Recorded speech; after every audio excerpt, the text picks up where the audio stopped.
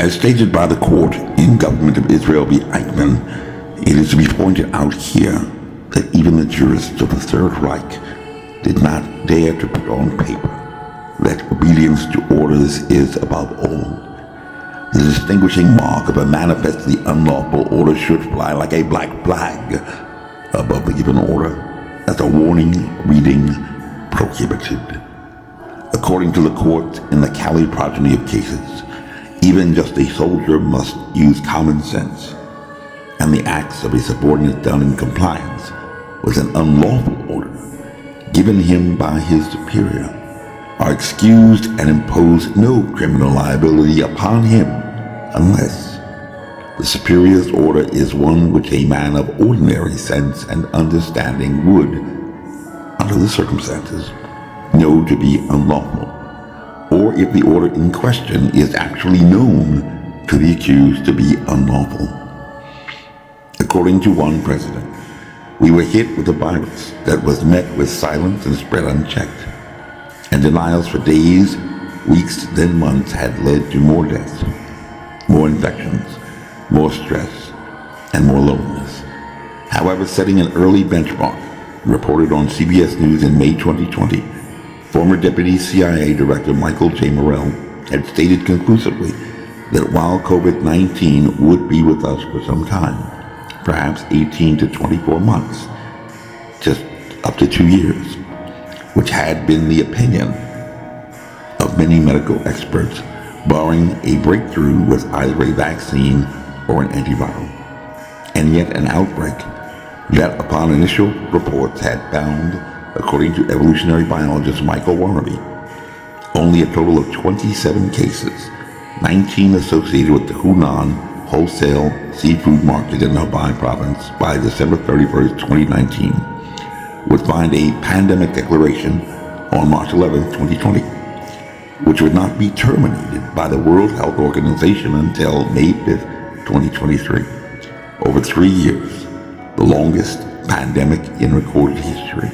apparently unabated or mitigated by pharmacological interventions, rapidly developed at warp speed, utilizing mRNA and adenovirus, products that had never before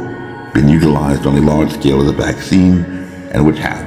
as early as the 1980s, only been found most effective for inducing oncogenic expression in transgenic mice involved in breast cancer research. Countermeasures rushed through development and approval and distributed to the general public without determining the prerequisite knowledge of infectious dose and corresponding correlates of protection, presenting a credible risk of overwhelming the patient and inducing an autoimmune response, potentially as severe as lethal anaphylactic shock. As observed by Patrick Fortier, the head of the Department of Microbiology at the Pasteur Institute,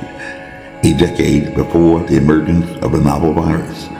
the biological causative agent for the disease condition known as COVID-19, viral particles are by far the most abundant biological entities on our planet. And yet, according to Mark Woolhouse, a noted professor of infectious epidemiology at the Usher Institute in the University of Edinburgh College of Medicine and Veterinary Medicine, by the time of the emergence of MERS-CoV in 2012, which had only been the 6th human coronavirus, there had only been a total of 219 viruses harmful to mankind at all, hardly meriting a claim most often lifted from context and attributed to Nobel laureate Joshua Lederberg that the single biggest threat to man's continued dominance on the planet is a virus, and that we could do little better than to sit back and wait for an avalanche. He brought the case that no parent brought against closing of public schools. He brought the case. Under the Peace Act, no pastor nor church brought against the closing of churches to in-person worship. He brought the case against the ludicrous proposition with respect to impervious qualities associated with one-ply cotton against penetration by microbial particles measured in nanoparticle units. He brought the case against DOD and DIA when he was offered a competitive civil service job for which he had never applied. Major Mike Webb, internationally notorious pulled that guy. He's not a lawyer, and he never played one on TV.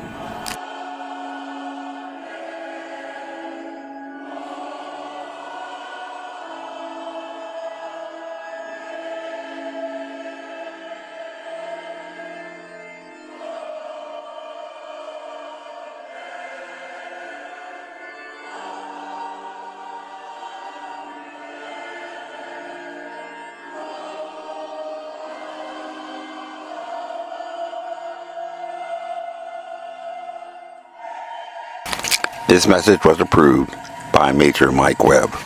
Honest.